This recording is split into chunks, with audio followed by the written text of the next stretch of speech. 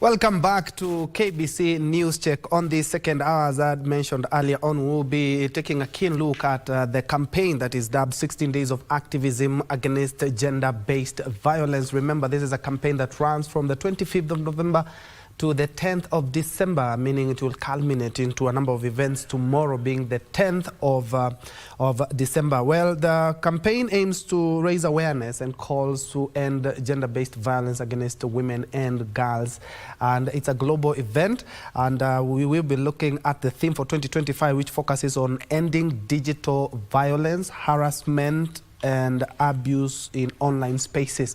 I'll quote the Chief Justice Martha Koome did say that looking at in the last couple of months, the online community has witnessed a number of attacks, and especially women, her included. I do remember her making that statement. So I think this theme is well placed in this year's campaign, where we are looking at the digital devices and how far some people are going to actualize gender-based violence. Allow me to introduce my panel of experts. Beginning from my immediate left, we have Caroline Letuya from Omega Winners Group. Karibu sana to the program. Thank you. And just next to her, we have Brian Maina from the End Poverty with Justice Paralegal Network.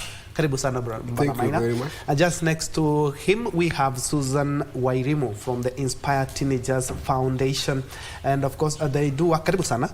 They do work very closely with Forum for Women in Democracy, Development and Justice. And thank you for your time. Thank you, I appreciate it. We are looking at 16 days of active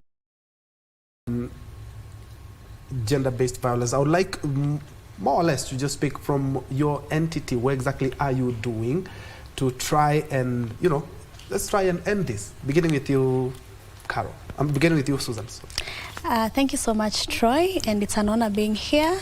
As you've mentioned, I am Susan Wairimu from Kajiado North, working with Inspire Teenagers Foundation and closely working with Forum for Women in Democracy. As you've mentioned, in my space, I get to interact with teenagers and young women. And you find that 90% of the girls, young women and boys who I work with are survivors of sexual and gender-based violence in one way or the other. And when you align it to the theme for this year's 16 Days of Activism, you find that in the era that we are in right now, young people, young women are fully in the digital space. And the question is, these people are already experiencing gender-based violence at the community level. So looking at it now, adding together into the digital space, I'd say it's becoming a menace. You find that young people are looking for friends. Right now, if you ask an adolescent girl or boy, who is your friend? They will not pinpoint a physical friend. They will tell you that I have a friend on Snapchat. I have a friend on TikTok, on Facebook. But how sure are they that this friend that they are calling a friend is a young person, or are they impersonating to be... Probably it's an old person who is impersonating and making them look like it's a young person. So mine is to say that there's currently an emerging trend, and young people are looking for a safe space because they're not getting the safe space in the community. So they're resulting to going to the digital space for that. And it's a good thing that you've mentioned that. And we are looking at 16 days of activism falling squarely during the holidays. And we're talking about the digital devices. We've seen what they can do, both the positives and the negatives. Unfortunately, we're talking about the negatives when it comes to abuse. Bonamaina, I'm looking at the 16 days and what you have been doing, because it's culminates tomorrow being the last day. What are some of the campaigns that you have done working for End Poverty with Justice Paralegal Network? Thank you so much, Mr. Troy, and hello viewers. My name is Michael Brian Maina. I work with the Paralegal Network that has been mentioned. Allow me to indicate or to announce and tell the public that we launched on 25th, and we had a procession from Ongatarongai, Kware Market up to police station. And why we were doing it at the market, it was to create and raise awareness within the market people. Then along the way, we had children, girls and boys that were helping us in the procession, that were part of the procession. And why we were finishing at the police station is also, like, for example, to bring the police officers into the awareness of what is happening in the digital world. And when we talk about harassment and violence based on the digital violence, so the police led by the OCPD and the OCS also were very much in, having a lot of interest in knowing when these matters are reported at the police station, what is supposed to be done by them, and how do we escalate this information. And we also, like, for example, bring on board the survivors and the victims all together. And so from 25th, we are planning other events along the line.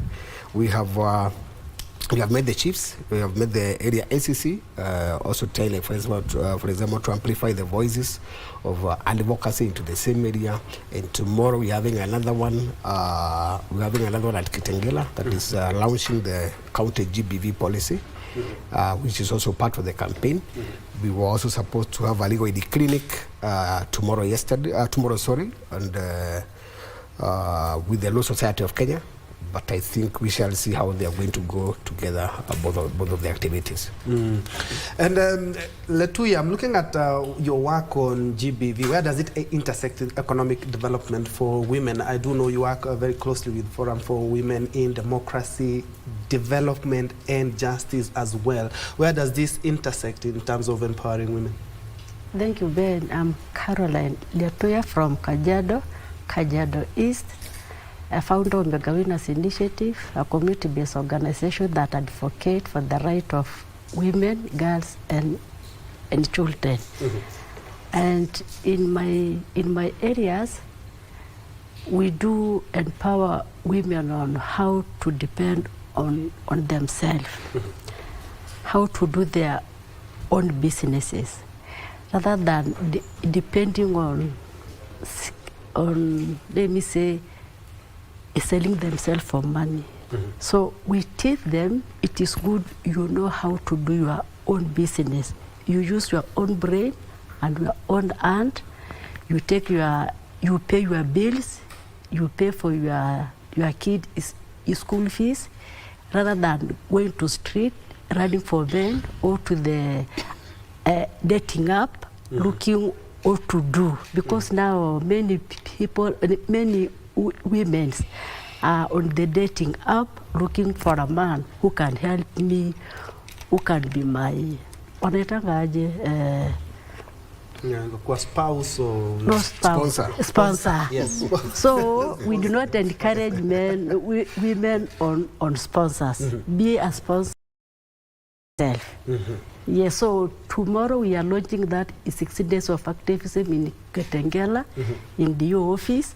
You are welcome. You participate. Yeah, actually, you tomorrow see should what be a very big event because it's the end of the 16 days it's a campaign. big day. And what exactly are you doing in terms of not only them to realize that indeed they don't have to look for a sponsor, you can sponsor yourself as well? What are some of these projects that you work with? Like us, we are having a poultry, farming. We also encourage women to apply for women fund loans to do their own businesses. We also have a table banking that we collect money that are within us the women. We give you loan like 10,000. At the end of the month, you return with an interest of like 1,000, and that 1,000 will be on your part also. And we do a follow. How have you benefited with this 10,000, 550, like that? I'm also looking at Susan. I'm looking at you working closely with some of the kids the young ladies and young boys who have been really abused. And I'm looking at the internet, and especially when we are looking at these devices, the laws that we have in Kenya are a bit lax, if you ask me. There are some countries where you will find pornography is very much illegal. There are some countries that you will find some of these cases are they attract very heavy punishment. In some countries, people who actually abuse kids are even killed. But we look at some of the laws that we have in the region and some of the laws that we have that are governing some of these devices that we are using. They are quite relaxed. What is the current situation, and How are you working to empower these people who have already been abused? They are suffering from even mental anguish themselves. Thank you, Troy, for that question. For me, I look at it from the point of most of these children and women don't even know that they are actually being abused. I'll give you an example. Yesterday, I was on TikTok, and there's someone who had posted a video of himself and the daughter, who's roughly 10, 11 years, singing to a song. And one of the comments, a man had commented and said, "Keep this child, girl, for me. I'll come pick her next year." What does that tell you? That's sort of abuse, if you ask me. That is abuse. Yeah. Then I look at it back when you were growing up, and I know this has happened across all generations. We used to be told in class, "Troy, stop playing around with these girls. The girls that you're going to marry have not yet even been born." So growing up as Troy, you know that the girl that I'm supposed to marry hajazaliwa bado. Kwa hivyo nikiona mtoto mdogo, huyo ndo mtu ambaye ninafaa kumzaa. So looking back at our upbringing, tumeonyeshwa ya kwamba wewe wachana na hawa wa rika yako, wale wadogo ndo ambaye ni rika yako. So taking it back and making even children understand, even some of the devices and sites ambazo tunaingia, the only question you're asked, are you 18 years or below? You click and say 18 years and above. You have not yet even... There's no verification. There's no author. What is it? They won't know if you're an underage or you're overage. Look at it right now. We are in the era of AI. Last week we were having a training on cybersecurity, and it was practical on how someone will get my photo, ataenda yeke kwa, let's say, a pornographic site, and it will appear automatically kama ni mimi. When you look at women, right now we are heading into the electioneering period. Hii ndio wakati ambayo, if today I decide that I want to vie for a post and put my post hapo, the comments that are going to appear there, you will not believe it. Yeah. So you look at it, yes, children, watoto wenyewe sahizi, they are not safe. The laws that are governing cyber issues are not even strengthened. Even when the kids go on those social media platforms, ads keep appearing every now and then. When you go on YouTube, yes, your child will be watching Cocomelon, but an ad will just pop up from nowhere. You see? So it's, the government should start understanding that we should not be waiting for the 16 days to speak about this. Women wanatumiwa pornographic materials. They're just randomly on WhatsApp, and you see a number from nowhere has sent you a link. You click on that link, imekupeleka wapi? Kwa pornographic site. You're just there, you've posted your photo wewe na mtoto wako. Someone from nowhere, they throw in comments. Look at the psychological torture. Because there's one time I had posted a photo of me distributing pads to girls. And someone from nowhere just commented and said, so you think, so I'll just paraphrase it, wasichana unawapatia sanitary towels, do you think it's their first time, ama unadhani hao ndio wasichana wa kwanza kupata periods? Mbona hizo pads usipeleke chakula? You can imagine, you look at it from the point of, wasichana hawanaweza sanitary towels, but you're going out there using social media for advocacy, but somebody somewhere is looking at it as an opportunity to bring down the advocacy work that you are doing. And I totally understand. We've even seen issues of people requesting for news or sending nudes to even underage children. And if you've just joined us, we are looking at 16 days of activism against gender-based violence. And the reason that you see us leaning a little bit more on the technology is because the theme for 2025 focuses on ending digital violence, harassment, and also abuse in online spaces. We have seen, and even the Cabinet Secretary for Information, Communication and Digital Economy talking about they want to clean up the internet and especially to protect our young ones. Talking about protecting our young ones, Mr. Brian, I'm looking at you work for Paralegal Network. How are you trying to, sort out some of these cases? Because some of these cases that Susan is talking about do end up in your desk. on your desk? Thank you very much. Actually, it's a huge concern so far because, like, for the last 5 or so years, we've been working closely with the Law Society of Kenya because as we belong to the PSK, Paralegal Society of Kenya. Now, we try, for example, now to bring the issues of the gaps existing in laws. Because we realize, like what my colleague Susan is trying to raise, that our laws, at some point, they're very slim in terms of they don't address some of these things. They're not even in our laws. Like, for example, the Cyber Crimes Act. You find that when you go through it, there are so much gaps in the law. Now, what we're trying to do is that we are trying to organize a number of legal aid networks and legal aid clinics, which are of course free. So we've trained, like, for example, in Kajiado North, we've trained about 80 chiefs. Kajiado West, we've trained about, and community health promoters, we're also training them, plus chiefs. In Kajiado West, we've trained about 50. In Kajiado East, we've trained about 30, and even in Kajiado South. So what I like, for example, is to raise awareness in terms of legal redress. This body they are brought on board. That which office is supposed, like, for example, to handle which matter and which case. We have also tried to bring on board with the police officers. So we are going to the police stations, we organize with the OCS and the OSPDs and train the officers so that when these matters are brought on board, they are not, like, for example, caught off guard, that they are not aware of these cases that are happening in the community. At the same time, we are also approaching the churches so that whenever you are given a platform in any church, we go there and we try to raise awareness. That these are crimes against humanity. These are crimes against the laws of Kenya. They are also international laws that also guide the same. So there are so many chapters that also try, for example, to safeguard the security of the girls, the security of women and such. So I was to build advocacy and capacity building and training, like the legal awareness in the community. That is majorly our scope. Yes.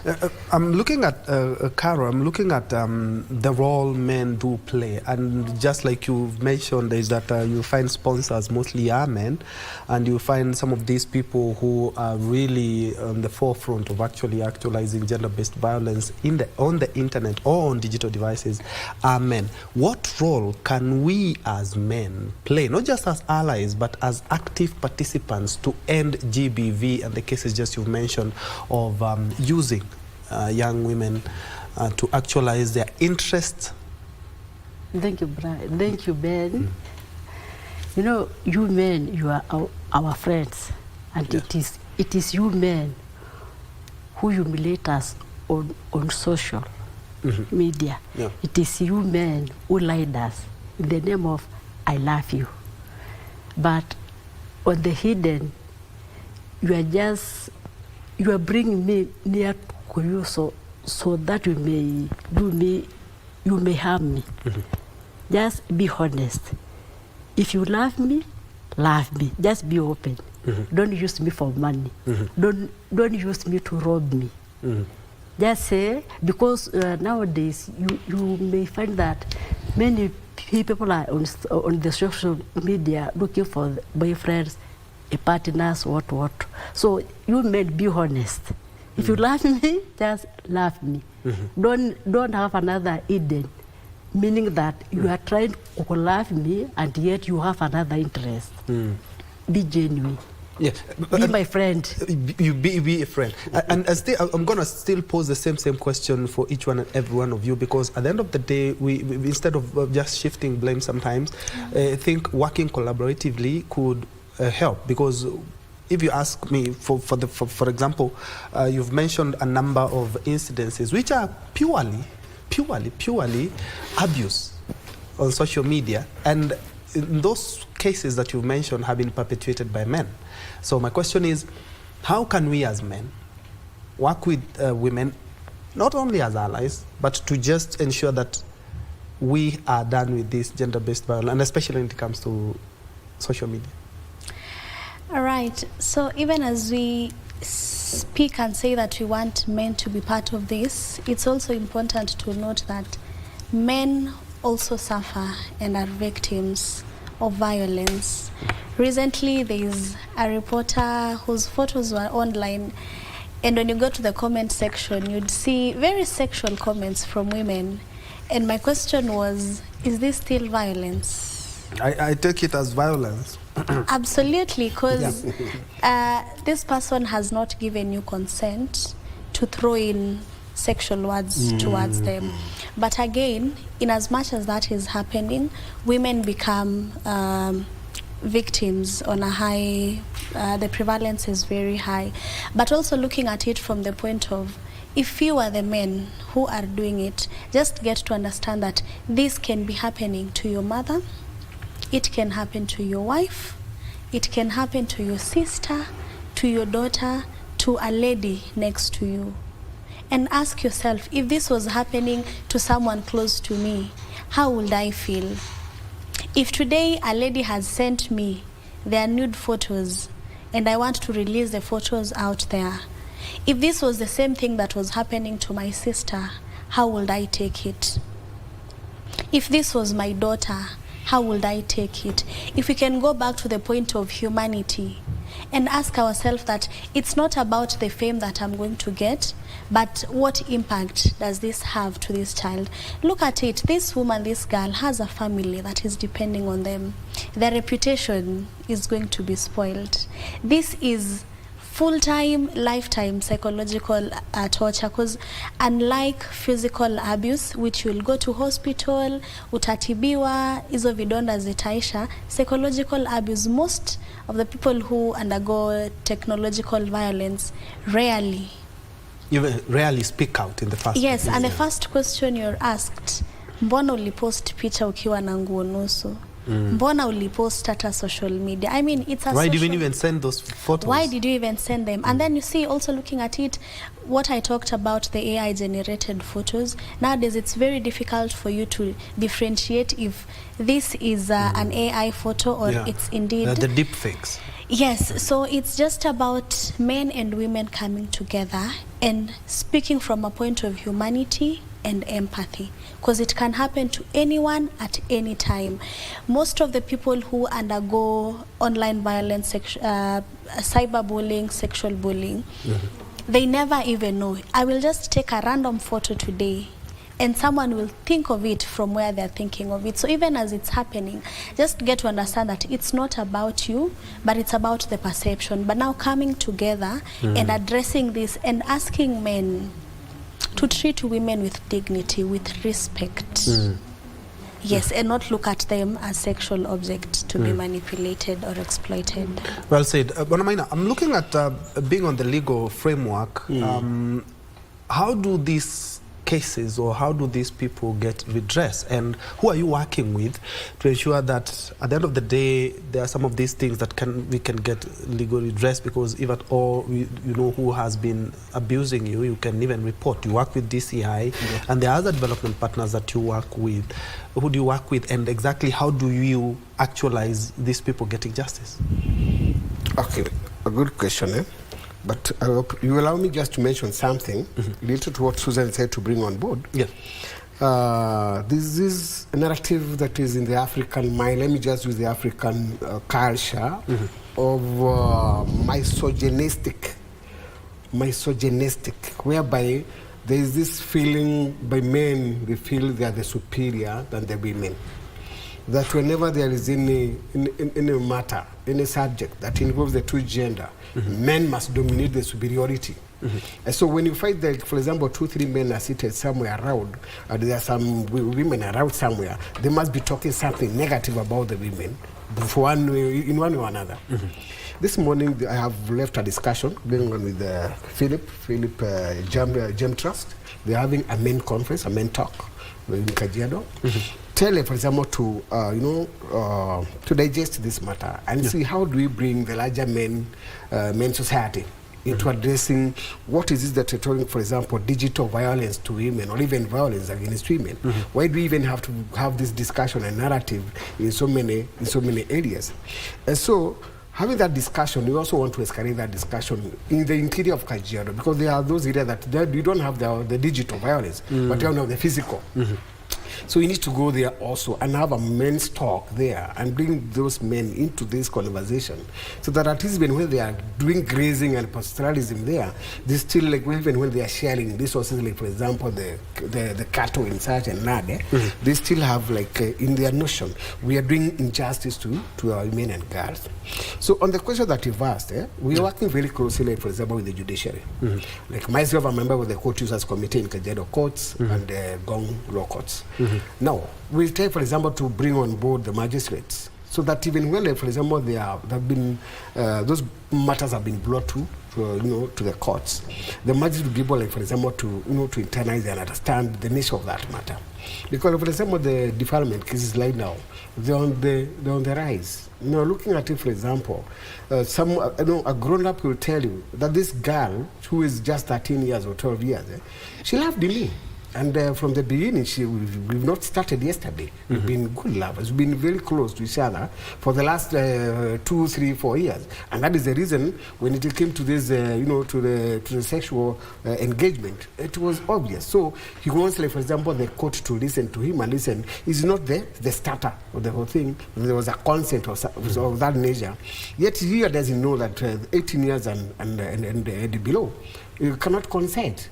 So I think also, again, civic education and legal literacy, I think it is also a key thing that we need to rethink a bit. Like, for example, we work also closely with the Law Society of Kenya, and also even the police, the DCI, the police.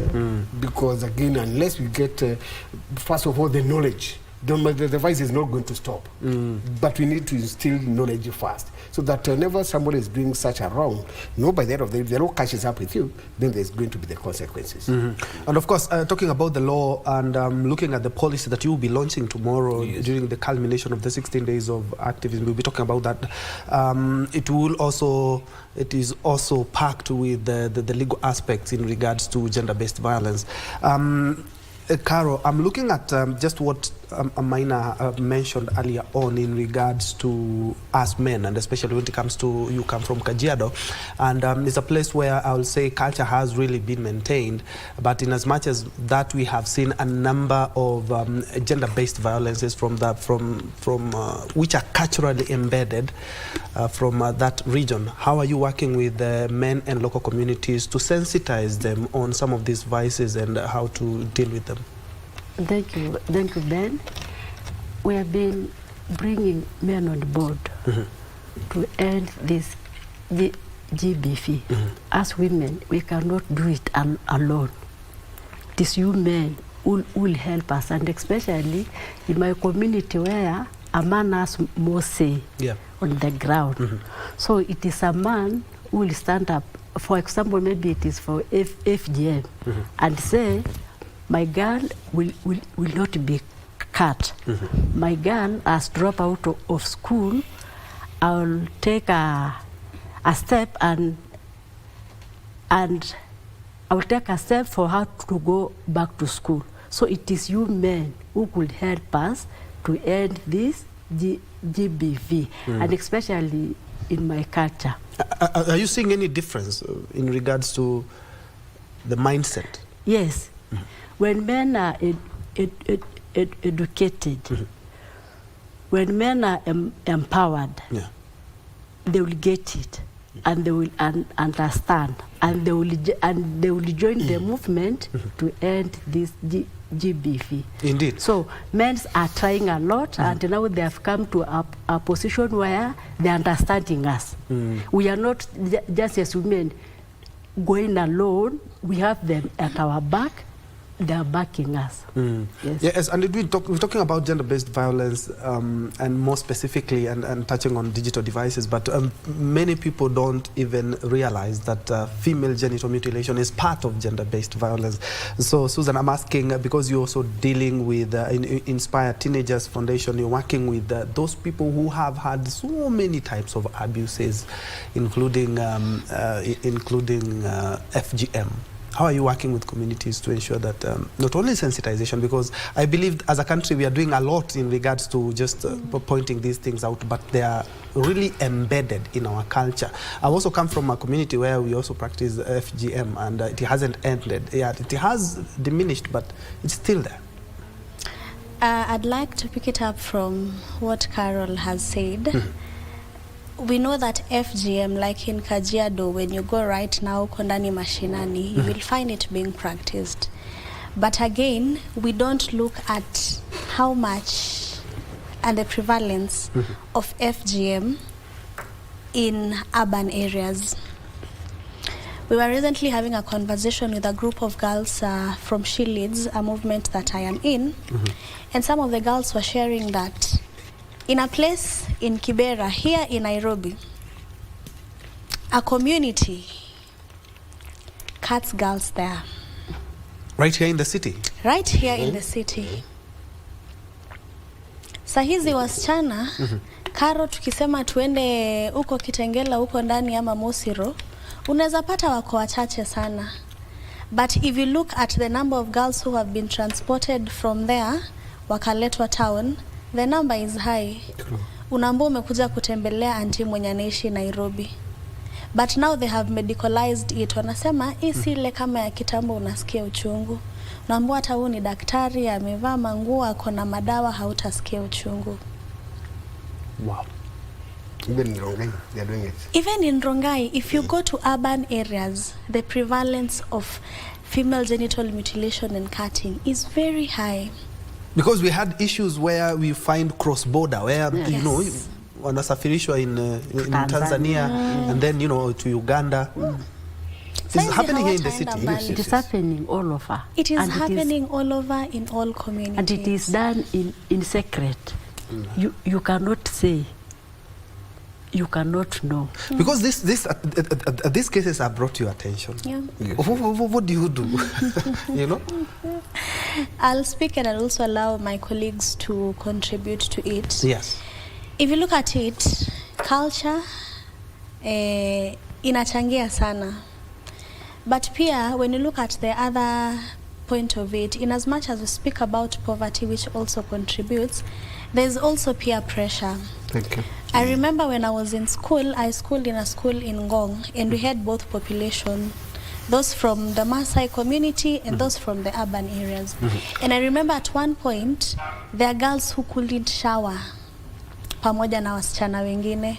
Reason being, wewe haujakatwa. So what will this girl do? Ila wakati mwingine anaenda nyumbani, atataka pia yeye kukatwa, ndio akikuja wanaweza kuzungumziana pamoja. So there's peer pressure. You find that there are conversations which wewe hauta kuwa involved kwa sababu wewe haujakatwa. So for you to feel that you want to be part of it, utafanya nini? Utataka kuingia. So peer pressure is also one of the contributing factors which we don't speak so much about it. But when you look at it, culture is the highest contributing factor in these cases. Okay. Brian, it seems that you've also witnessed the same things happening. You would like to weigh in on that as well? Yes, please. Because I just want to add on to what Susan is trying to bring on board. Because I remember there was one time we went to a place called Kisamis. We had a program within Kisamis. And so we talked to the elders. And we told the elders, whatever you are doing to the girls is not right. It's not just. It is even illegal. And at some point, you don't want, for example, to invoke laws at this level, but I would like to. We want to identify a number of you to be champions of reducing or even adding this FGM. So at some point, after a year or two, the senior elder came and told us, we have reduced. Sometimes back used to cut a big thing, a big portion, but nowadays we are just removing a very small piece of the body. And so now, okay, so what is your plan? Are we going to add it very soon? So after 2 years later on, we went back and they told us, now it's becoming a bit hard because our girls are the ones going for it. Because they are saying, you are not cut, they are not going to be married. They are not going to be accommodated in the species of Pharaoh girls and women. And so we, the elders, want to destroy their lives. Yet as we are getting out, we leave them into their trouble. And so even right now, when you go to most of the schools around Kajiado, especially primary school, that story is still going on. Girls doesn't want to end that thing. The elders would wish to end it, because like we have those champions that have been championing the FGM campaigns, and they have been very vocal about it. But the children themselves are not able to do it, because go to secondary schools, that is the same narrative. So it's not going to be, it's not a small fight. I think it's going to be still a tall order, but again, by the end of the day, depending on the campaigns that you are going to, because what is really helping is that even our Maasai community is also getting educated very much. Like the ones Caro is talking about is about the young men who have really appreciated the knowledge about that these things are against humanity, they are unjust. So young men have really cooperated well with our civil society organizations that are working around the area. Because when you go even to central, north, west, whatever, you'll find those young men, they are very much in tandem with what we are doing in the areas of advocacy and even social change. Yes. And Caro, I remember 16 days of activism against GBV around, I think it was 2022, 2023. I happened to work with the Forum for Women, Democracy, Development and Justice deep in Kajiado. Of course, I haven't been to Kajiado so many times, but a number of civic education programs. We had matters on GBV, but when it comes to culture there, it's a bit hard to, go deep because of how culture has been enshrined in the community. How difficult is it for you as Omega Winners Group to try and change the mindset of people? Because at the end of the day, just like I mentioned, even FGM is part of gender-based violence. Thank you, Ben. It is not that easy, because you may find that women of my age and the older one, they are on the front line, believing on FGM. Believing on when a girl drop out of school, instead of that girl going back to school, you send her to, you give out for marriage, because maybe that girl has wasted your money, your time, so you advise her to go back to not to go back to school, but to get married. And that is actually we are going backward, not front. So every time if we try to go a step ahead, we found ourselves on another step back, because so of like the mark timing. Yes, yes, because of that people have not changed their minds. They're still going by the old fashion, that a girl, for example, I may tell my girl, be cat, because I myself am cat. I've given birth to all of you. I have this bomber. I build everything, so nothing is bad when we practice this. And also there's this notion that a woman cannot stand before men and lead. It is always a man who gives the decision in the family. It is always a man who should stand and lead the community. In my end, our women are not is supposed maybe to be MPs, to be a chief, to be any leader. Why? Because our culture does not allow us. And yet, we are being taken to school just as boys. That what a man can do, a woman can do it better. I can lead. I can be an MP. I can be an MCA. I have all the quality. And more so, I'm not that fishy that I will eat everything. Normalize the community. Yes, and still I'm looking at what she's talking about, and I'm looking at some of the challenges you guys have to go, because you work for different entities. You guys, I know funding is a challenge, culture is also another big challenge. How are you circumventing these challenges, and especially for you who have to, we have to have safe houses for these people, for these young men and young boys and girls who have been abused? How are you circumnavigating that? Well, as you've mentioned, we As we are here, we are 3 different entities, but when you go back to the community, we work as one. FODAJ brought us as grassroots organization from different parts, from the sub-counties in Kajiado County to form a movement. Because you'll find, like, I will be working with adolescents and young women who got pregnant and dropped out of school. A case has been brought to me, a case of violence. I don't have the capacity to do that as an organization, but I know Brian as a paralegal can better handle that situation. I know Forum for Women can support me in getting psychosocial support. I know another organization can help me get sanitary towels, can help me get diapers for the kids, even moving the girls from the place where the act has happened. Because you find when most of the girls are survivors and victims of violence, yes, you support them, alafu unamrudisha pale. Hakuna kitu umemsaidia. Yes, umemsaidia, but amerudi tu pale pale. Ule mtu ambaye alimpiga, the person who sexually abused them, will continue doing that. But what for me has really worked is working together as different organizations. Yes, I will say even from the county government, we get support, but it's very, very minimal, because you find that cases are all over. Unapata msichana ambaye amekatwa, amepata mtoto, drop out of school, amepigwa, na saizi ameachiliwa nyumbani. How do you get to support them? As Susan, as a CBO, we might not be able to holistically support them, but working with other partners has been very, very critical. And it's also a call to action for the government to really not look at it as a 16 days activity, but it's a 365 event that happens. Wasichana wana pigwa kila siku. Recently, last Saturday, there was a similar walk at Kiseran police station, because there have been reports and there have been cases wa mama wasichana wamekuwa wakikatakatwa, unapata mama wamepatikana wamekufa, even men. But when you go to the police station, yes, they are willing to support.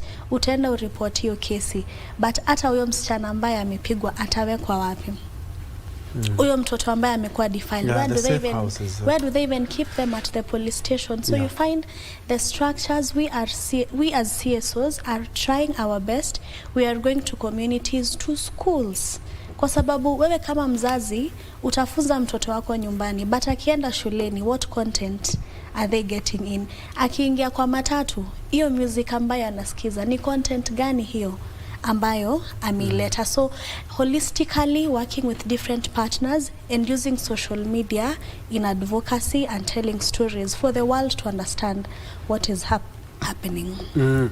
And Maina, tomorrow being the last day of commemoration of this campaign, there will be the launch of the GBV policy. Yes. Maybe you can shed light on that, because I would mention that the national government has kind of tried, because we have set up GBV desk at every police station. I just believe that it's in every police station. Yes. We have a desk. What is this policy about?